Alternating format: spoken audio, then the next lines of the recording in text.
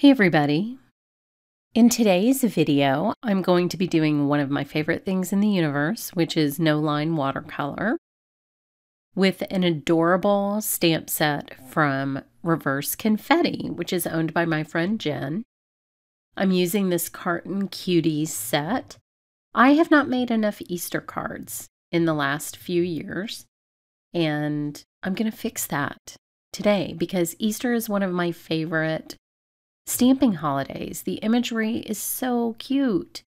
Bunnies, heaps, chicks. It's all good. I love Easter imagery. So I will be using my magical Fadeout ink from Ink on 3 to stamp the egg carton image onto a piece of Fabriano Artistico extra white cold press watercolor paper. I know that's a lot of words, but watercolor paper matters, so choose the right one. 100% cotton watercolor paper is the only way to go. And this ink from Ink on 3 is very unique because it's extremely pale. You can see how pale it is even after I've stamped it twice, but it's also waterproof. Prior to the genius that is Floret Bloom inventing this ink, I had used non-waterproof inks for No Line watercolor, like Distress inks or Stampin' Up inks. And the problem with dye inks and watercolor is that as you are creating your No Line watercolor, the image disappears and you lose the details. So that can really be a problem. The combination of a very pale ink that retains those details for you while you're painting is like the unicorn of watercolor ink. So I'm very grateful to my talented friend for persevering and bringing this ink to market because it is life-changing if you love watercolor. Now I'm using some 3M Post-it tape to mask off the lip of the carton while I stamp that little broken egg that my chick is going to hatch out of. And I'm also stamping that egg on a piece of masking paper. And I'm not sure why I chose to stamp it in the middle of a quarter sheet of masking paper and just to waste all that space, but there's not really explaining what I do when I sit down to make a card. I mean, I don't notice how ridiculous it is until I am voicing over my video. And then I think to myself, self, you're kind of ridiculous. But I will use those little scraps later on. So I will cut out the broken edges of the egg to mask that as well, so that it appears that the chick is sitting inside the eggshell, which I don't know why if he just busted out, he'd just be sitting in there in an egg carton where he could get eaten, but that is in fact what he's doing. So here is this teeny tiny egg, pretty easy to cut out, because those are just little straight lines. And so I can just separate this, and I won't torture you by making you watch that. And stick it down on top of the egg. Oh, hi Maddie. Hey Maddie. Feel the need to be on camera? She's like, why are we talking about birds? Why don't we talk about cats? Let's talk about patting cats. See how she's a self-patting cat? How she just pats herself with my hand? That's my Maddie. I got this a little bit crooked, so I'm just fixing that. Thanks for leaving a cat hair right there on my MISTI, Maddie. Appreciate ya. So I'll hold this down with my magnet, and I will position this fat and adorable little chick who doesn't realize he's in peril in his little egg carton on top of the egg, but also down a little bit, so it looks like he's inside there. I thought I could fit one of the little bunny peeps next to him if I masked him out, but I think it had cut out too much of his ear. And so the peeps just belong on another card. I think I'll stick with the chick. I'll let the chick be the star of the show. You know how chicks like to be the star of the show. And then I will stamp him or her in the ink on 3, and I will overstamp that one time to get enough detail because it is cold press. If I was working on hot press, I wouldn't have to do that, but I'm not always working on hot press. I'm actually very rarely working on hot press paper.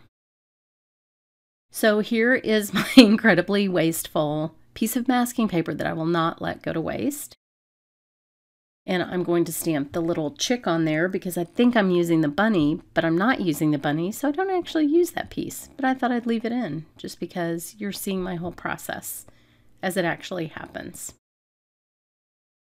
Now I can remove the masking paper, and you can see that it looks like he's sitting inside that little carton. I did get it off just a tiny bit. I don't think that my paper was actually in the corner of the MISTI, so he's a little bit shifted to the right, but hopefully that doesn't set off a trip to your therapist for anybody out there with just a mild touch of OCD like I have. I hope you're okay with it. I am coloring the carton with my Jane's Gray custom mix.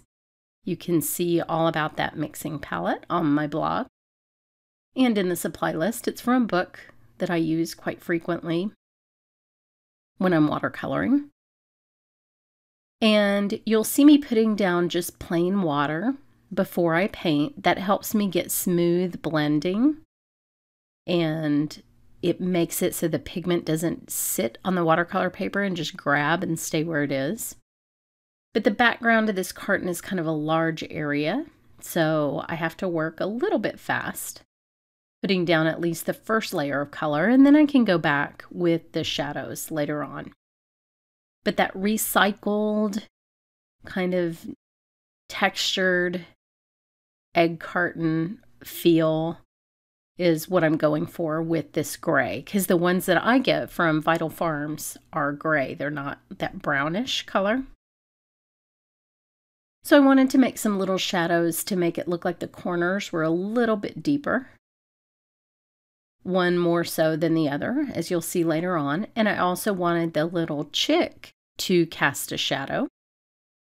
And so I'm putting a little bit of extra watercolor behind him. Now my custom mix is Daniel Smith watercolor, which is my favorite. And it's burnt sienna and ultramarine is how I make this Jane's Gray. And I always have it in one of my little mixing dishes on my desk. And I tend to just grab those and paint and not necessarily start over with paint straight from my palette. I am going to add some deeper shadows with more concentrated pigment under the lip of the egg carton, just for a touch of realism, even though there's no way in heck you would ever have a chick sitting in a half-broken egg in an egg carton. But that's what we stampers do. We suspend disbelief while we're stamping. I am 100% fine with that. Now this is new Gamboge for the majority of the chick, and then Aussie Red Gold for the rest. These two colors are like my go-to yellow combination. They're beautiful together. Oh, hi, Maddie. Hey, did you need a little pat on the head? Thanks for stopping by, Maddie. I had to push her off onto the window right there. Not hard, don't worry. Just a little tap. She's very obligatory. Obligatory? She's very obliging. Now I dried that a little bit with my heat gun so that I could make the bottom of his beak just a tiny bit darker. And I'm also going to do the same over on this right hand corner, just to add a little bit of a darker shadow. Just for grins. And I'm also going to go around the edge with sort of a more defined line, and that's why you'll see me drying it, because if I try to get that cleaner line while the paper is still wet, that won't work. Now I'm casting a little bit of the new Gamboge as a shadow around the egg carton. This is something I love to do. I do this all the time. And I'm adding a little bit of burnt sienna light to the eggshell, and then a little bit of gray for a cast shadow from the eggshell onto the chick. Sorry that it got blurry here. No idea why that's happening. I'm trying out a series of new devices for my videos, so excuse any irregularity. So now I'll put the mask back and use my teeny tiny Sharpie fine point pen to put his little eyes back. And there he is. He is so cute.